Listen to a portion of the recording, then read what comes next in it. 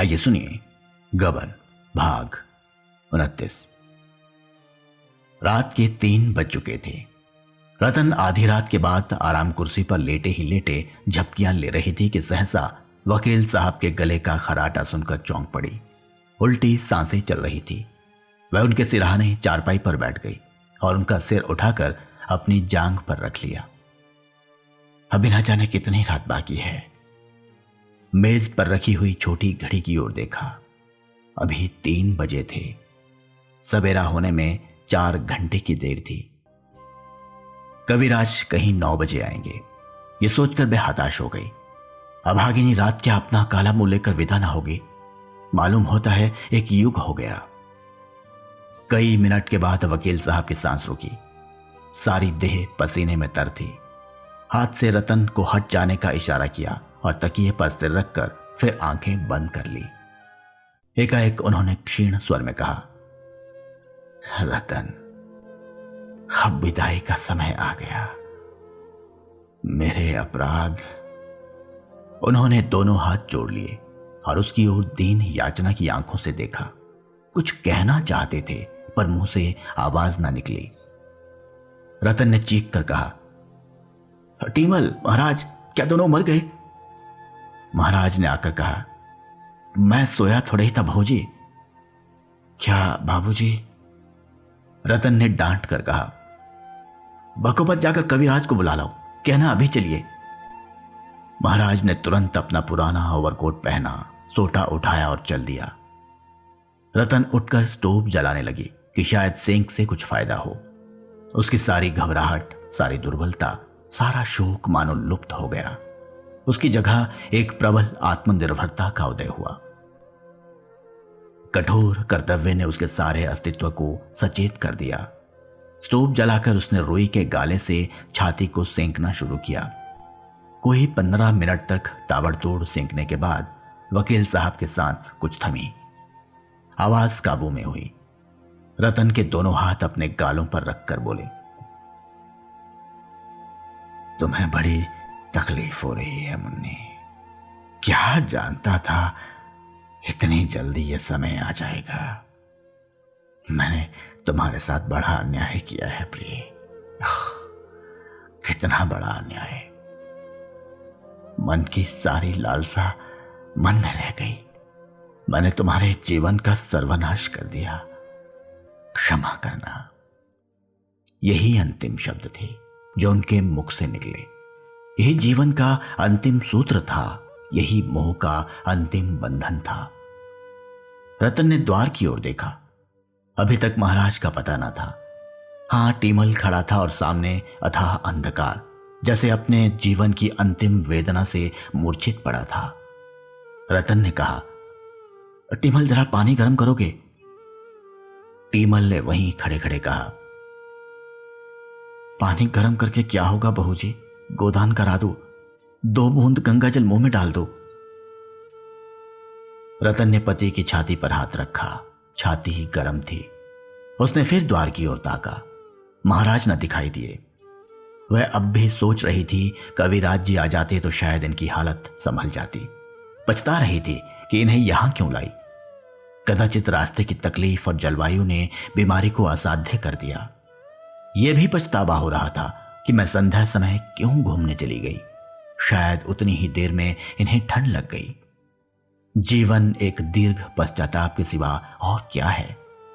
पछतावे की 1-2 बात थी।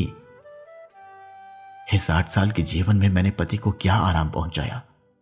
वह 12 बजे रात कानूनी पुस्तकें देखते रहते थे। मैं बड़ी सोती रहती थी। वह संध्या समय भी मुवक्किलों से मामलों की बातें करते थे। मैं पार्क और सिनेमा की सैर करती थी। बाजारों में मटर गश्ती करती थी। मैंने इन्हें धनोपार्जन के एक यंत्र के सिवा और क्या समझा। यह कितना चाहते थे कि मैं इनके साथ बैठूं और बातें करूं, पर मैं भागती फिरती थी। मैंने कभी इनके हृदय के समीप जाने की चेष्टा नहीं की। कभी प्रेम की दृष्टि से नहीं देखा। अपने घर में दीपक न जलाकर दूसरों के उजले घर का आनंद उठाती फिरी। मनोरंजन के सिवा मुझे और कुछ सूझता ही ना था। विलास और मनोरंजन, यही मेरे जीवन के 2 लक्ष्य थे। अपने जले हुए दिल को इस तरह शांत करके मैं संतुष्ट थी। खीर और मलाई की थाली क्यों ना मुझे मिली। इस क्षोभ में मैंने अपनी रोटियों को लात मार दी। आज रतन को उस प्रेम का पूर्ण परिचय मिला जो इस विदा होने वाली आत्मा को उससे था। मैं इस समय भी उसी की चिंता में मगन थी। रतन के लिए जीवन में फिर भी कुछ आनंद था, कुछ रुचि थी, कुछ उत्साह था। इनके लिए जीवन में कौन सा सुख था? न खाने पीने का सुख, न मेले तमाशे का शौक। जीवन क्या एक दीर्घ तपस्या थी जिसका मुख्य उद्देश्य कर्तव्य का पालन था। क्या रतन उनका जीवन सुखी ना बना सकती थी? क्या एक क्षण के लिए कठोर कर्तव्य की चिंताओं से उन्हें मुक्त ना कर सकती थी?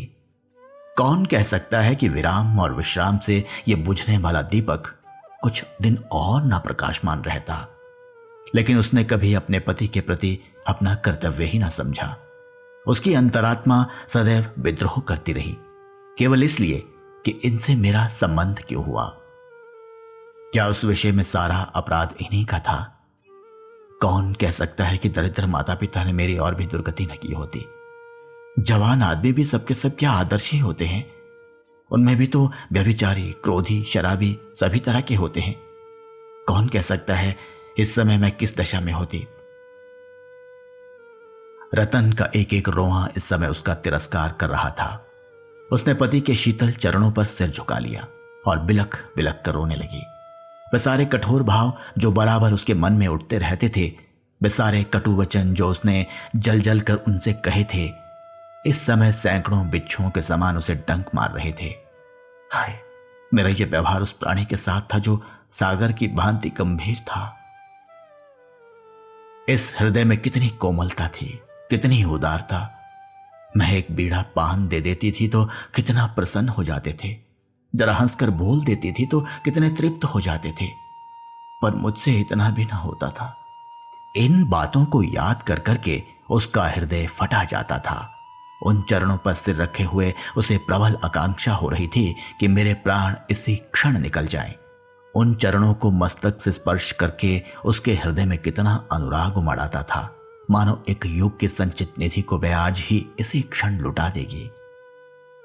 मृत्यु की दिव्य ज्योति के सम्मुख उसके अंदर का सारा मालिन्य, सारी दुर्भावना, सारा विद्रोह मिट गया था। वकील साहब की आंखें खुली हुई थी पर मुख पर किसी भाव का चिन्ह न था। रतन की विह्वलता भी अब उनकी बुझती हुई चेतना को प्रदीप्त न कर सकती थी। हर्ष और शोक के बंधन से वह मुक्त हो गए थे। कोई रोए गम नहीं, हंसे तो खुशी नहीं। टीमल ने आचमनी में गंगा जल लेकर उनके मुंह में डाल दिया। आज उन्होंने कुछ बाधा न दी। वह जो पाखंडों और रूढ़ियों का शत्रु था इस समय शांत हो गया था। इसलिए नहीं कि उसमें धार्मिक विश्वास का उदय हो गया था, बल्कि इसलिए कि उसमें अब कोई इच्छा न थी। इतनी ही उदासीनता से वह विष का घूंट पी जाता। मानव जीवन की सबसे महान घटना कितनी शांति के साथ घटित हो जाती है।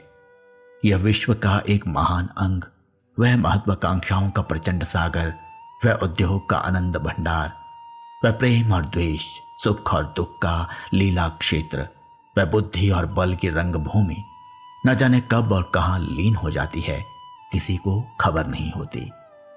एक हिचकी भी नहीं, एक उच्छ्वास भी नहीं, एक आह भी नहीं निकलती।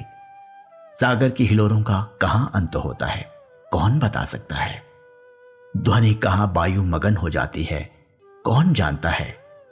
मानवीय जीवन उस हिलोर के सिवा, उस ध्वनि के सिवा और क्या है। उसका अवसान भी उतना ही शांत, उतना ही अदृश्य हो तो क्या आश्चर्य है। भूतों के भक्त पूछते हैं क्या वस्तु निकल गई। कोई विज्ञान का उपासक कहता है एक क्षीण ज्योति निकल जाती है। कपोल विज्ञान के पुजारी कहते हैं आंखों से प्राण निकले, मुंह से निकले, ब्रह्मांड से निकले। कोई उनसे पूछे हिलोर लय होते समय क्या चमक उठती है, ध्वनि लीन होते समय क्या मूर्तिमान हो जाती है। यह उस अनंत यात्रा का एक विश्राम मात्र है जहां यात्रा का अंत नहीं, नया उत्थान होता है। कितना महान परिवर्तन। वह जो मच्छर के डंक को सहन न कर सकता था, अब उसे चाहे मिट्टी में दबा दो, चाहे अग्नि की चिता पर रख दो, उसके माथे पर बल तक न पड़ेगा। टीमल ने वकील साहब के मुख की ओर देखकर कहा, बहू जी आइए खाट से उतार दें, मालिक चले गए। ये कहकर वह भूमि पर बैठ गया और दोनों आंखों पर हाथ रखकर फूट फूट कर रोने लगा। आज 30 वर्ष का साथ छूट गया। जिसने कभी आधी बात नहीं कही, कभी तू करके नहीं पुकारा, वह मालिक अब उसे छोड़े चला जा रहा था। रतन अभी तक कविराज की बाट जोह रही थी। टीमल के मुख से यह शब्द सुनकर उसे धक्का सा लगा। उसने उठकर पति की छाती पर हाथ रखा। 60 वर्ष तक अविश्राम गति से चलने के बाद वह अब विश्राम कर रही थी। फिर उसे माथे पर हाथ रखने की हिम्मत न पड़ी। उस देह को स्पर्श करते हुए, उस मरे हुए मुख की ओर ताकते हुए उसे ऐसा विराग हो रहा था जो ग्लानि से मिलता था। अभी जिन चरणों पर सिर रखकर वह रोई थी, उसे छूते हुए उसे उंगलियां कटी सी जाती थी। जीवन सूत्र इतना कोमल है, उसने कभी ना समझा था। मौत का ख्याल कभी उसके मन में ना आया था। उस मौत ने आंखों के सामने उसे लूट लिया। एक क्षण के बाद टीमल ने कहा, बहू जी अब क्या देखती हो, घाट के नीचे उतार दो, जो होना था हो गया।